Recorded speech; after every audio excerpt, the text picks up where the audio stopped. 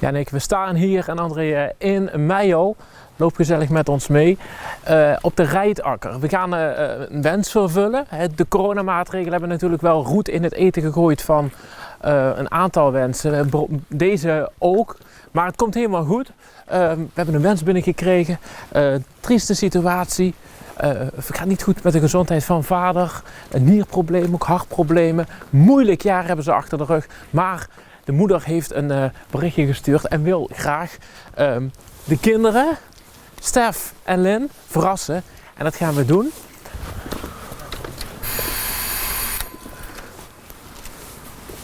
Benieuwd waar we uitkomen hier met deze actie van Maak het Voor.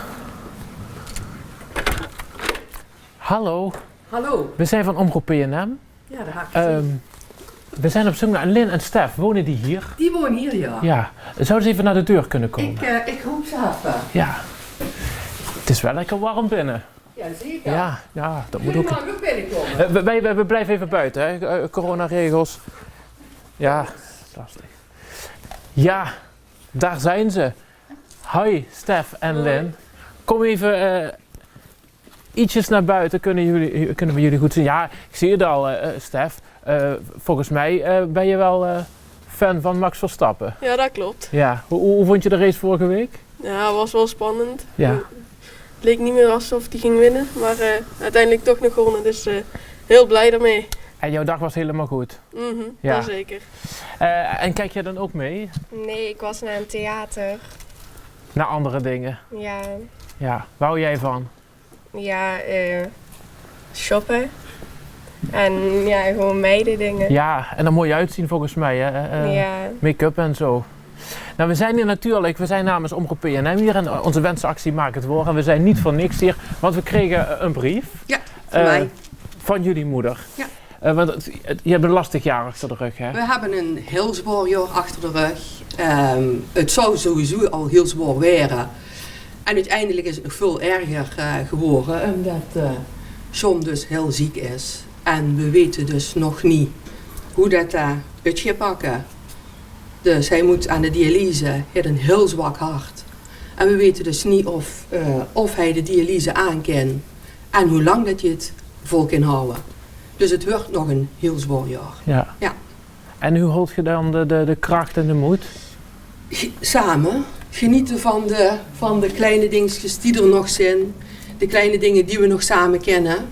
En we hopen dat we nog een paar jaar samen krijgen. Ja.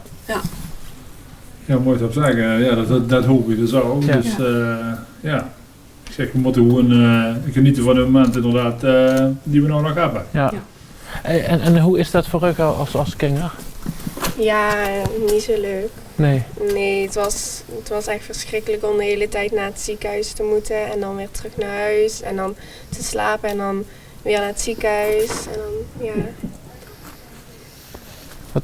Stef, wat...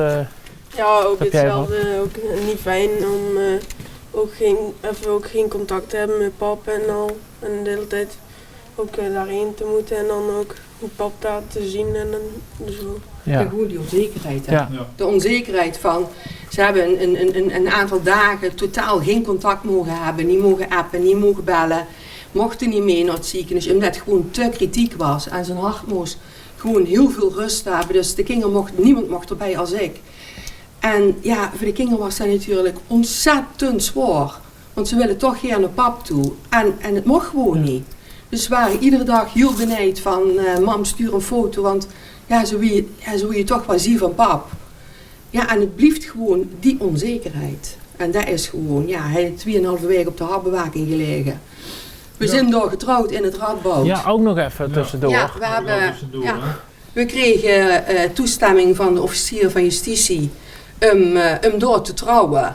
Dus we hebben de huwelijksnacht op de hartbewaking gehad. Ja, dat kan ook niet iedereen zeggen. Nee, dat is waar. Dus ja, het is gewoon een heel gek jaar geweest. Ja. Een heel gek jaar met, verschrikkelijk. Ja. En we zijn er nog lang niet. Nee. Lin en Stef, kom even neer van elkaar staan, want we kregen de wens van de mam. We hebben een hele leuke wens bedacht. Hè.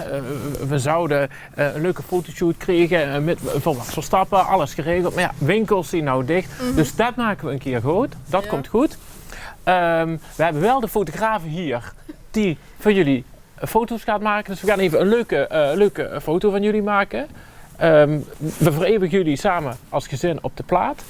En Lin, voor jou, hè, want hadden we Stef in de Max Verstappen outfit natuurlijk, hebben we een mooi beautypakket geregeld van Pour Vous. Dankjewel. Daar zit nog een doosje in, helemaal versierd. Nou, ik denk dat dat wel goed komt. Wij gaan zo meteen even samen een mooie foto maken. En dan wens ik jullie heel veel kracht en sterkte toe. En fijne kerst en veel geluk nog samen. Dankjewel. Dankjewel. Ja. Ja, de foto's zijn inmiddels hier gemaakt. Esmee is druk bezig. Er worden nog wat foto's gemaakt. En zo hebben ze toch een hele mooie foto. Ik wens jullie het allerbeste toe. En veel succes in deze komende zware periode. Ja, dankjewel. Super bedankt. We gaan het Heel best doen. fijn. En voor jullie ook. Fijne feestdagen. Geniet van elkaar. Hetzelfde. Ja, dankjewel. Tot zover deze wens hier in Meijel.